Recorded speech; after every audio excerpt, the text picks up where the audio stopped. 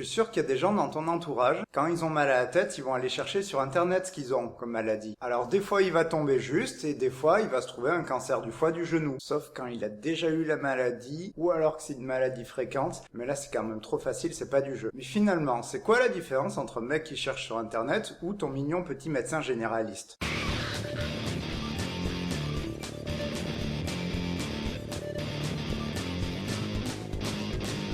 On va essayer de voir ce que ça donne de l'extérieur. Quand tu vas voir ton médecin, t'as une maladie. Et le problème, c'est que le médecin, il peut pas regarder avec son microscope les gentils petits virus qui se développent dans ton corps. Du coup, il va essayer de chercher ta maladie en regardant tes symptômes.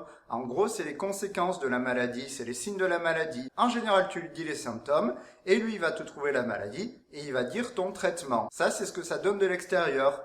Et du coup, il y a des gens, ils essaient de faire la même chose sur Internet. Ils vont taper sur Google genre « j'ai de la fièvre, j'ai des nausées et j'ai de l'eczéma » et ils espèrent voir à quelle maladie ça correspond. Le problème, c'est que comme ça, tu trouves rarement la maladie. Et si on ne trouve pas la maladie facilement sur Internet, c'est parce qu'il y a plein de trucs qui se passent dans la tête du médecin quand on lui dit ses symptômes. La première chose qu'il fait, le médecin, et que tu vois pas, c'est que quand tu lui dis le symptôme, lui, il va faire une liste de toutes les maladies qui ressemblent à ce que tu décris. Parce que ce qui est con, en fait, et ce qui nous flingue sur la recherche sur Internet, c'est qu'en fait, il y a plein de maladies qui ressemblent à ce qu'on a, et il y a plein de maladies qui se ressemblent. Et c'est pour ça que quand tu tapes sur Internet mal à la tête, tu tombes autant sur des sites sur le cancer du cerveau que sur des sites sur les rhumes. En fait, dès qu'on a une maladie, nos symptômes, ils correspondent à plein de maladies différentes. Et du coup, c'est très difficile de faire la part des choses. En plus, le médecin, ce qu'il fait, et ce qu'Internet fait pas, c'est qu'il va trier les maladies en fonction des plus fréquentes ou des moins fréquentes. Et du coup, ça lui donne déjà une meilleure idée de ce que la personne peut avoir. Il y a un deuxième truc en plus qui va faire le médecin, et on n'en entend jamais parler quasiment,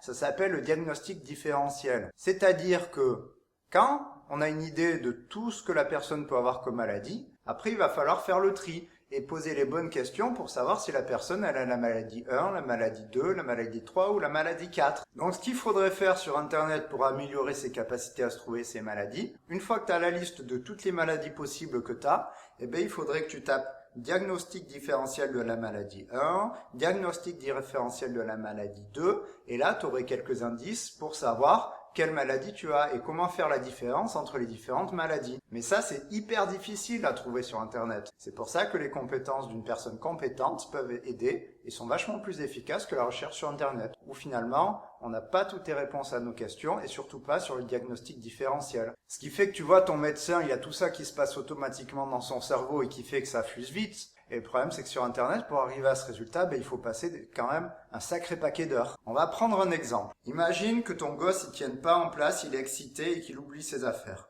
Quand je tape ça sur Google, moi, on me dit qu'il a un TDAH. Mais il y a ton copain à côté qui va dire, mais non, ton gosse, c'est juste un petit con, en fait. S'il tient pas en place et qu'il oublie ses affaires, c'est qu'il faudrait lui donner 2-3 tartes et qu'il se remette un peu en place. Il est en train de se foutre de ta gueule, ton gosse, il va te dire. Et en plus, sur Internet, on tombe sur un sacré paquet de conneries. Parce que là, je vois par exemple en 5e réponse, on a que l'enfant il a Alzheimer.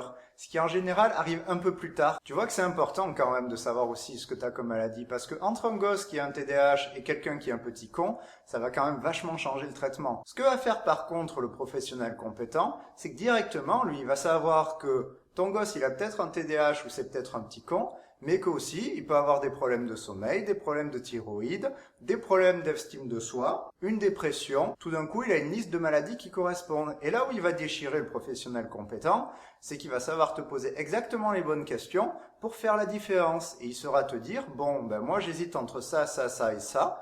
Pour faire la différence, on va essayer de faire ça, ça, ça et ça. Et là, par exemple, si je tape diagnostic différentiel TDAH sur Internet, on me dit bien qu'il y a plein de choses qui peuvent ressembler au TDAH.